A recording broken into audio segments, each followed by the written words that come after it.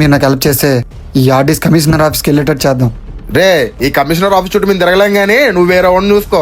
అసలే పోలీసులు అంటున్నావు, మేము చేసిన దొంగతనం మా మీద చాలా కేసులు ఉన్నాయి. రే మీరు పదండి రా. అన్నా మీరే నాకు హెల్ప్ చేయగలరన్నా. మా అన్నయ్య చావుకు అర్థం లేకుండా పోతుందన్న ఆ శివరెడ్డిని వదిలేస్తే.